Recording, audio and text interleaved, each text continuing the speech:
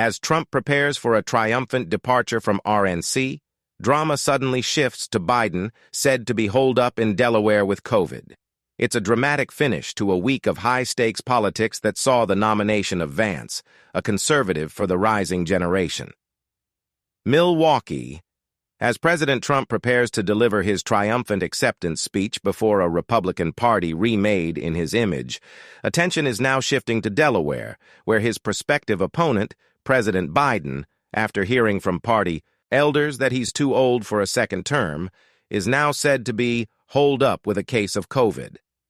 This event here in Milwaukee is seen by convention-goers as a success for the former president.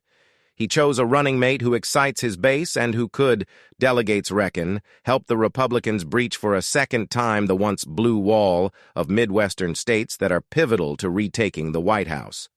Trump has been cheered thunderously by delegates in the hall who say they are praying for him in the wake of the attempt on his life. Though there are policy differences lurking between the old guard and the new GOP, embraced by the vice presidential nominee, there has been no open dissent from elected officials or party apparatchiks, a far cry from the divisions of the 2016 gathering and the non-existent 2020 convention. Mr. Biden, on the other hand, has been suffering day after day humiliating leaks in the press about how fellow Democrats, including Speaker Pelosi, Senator Schumer, and Congressman Hakeem Jeffries, are seeking his ouster as the party standard-bearer. Mr. Schumer, according to ABC News, met with the president at Rehoboth, Delaware on Saturday to ask him to stand aside, though all attention quickly shifted to the assassination attempt on Trump later that day. Trump arrived in Wisconsin literally bloodied, with a bandage still on his right ear from the incident that nearly claimed his life.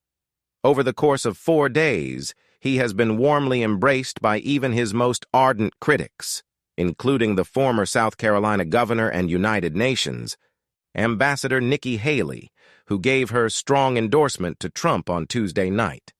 Governor DeSantis, too, came to Milwaukee to sing the praises of the former president. Mr. Biden, holed up in Delaware with a COVID infection, may yet face a full revolt from his party in the coming hours and days. Nearly 24 congressional Democrats have already called for him to step aside, and with the Republican convention wrapping up, Thursday night the focus will shift back to the incumbent, whose own nomination looks increasingly in doubt.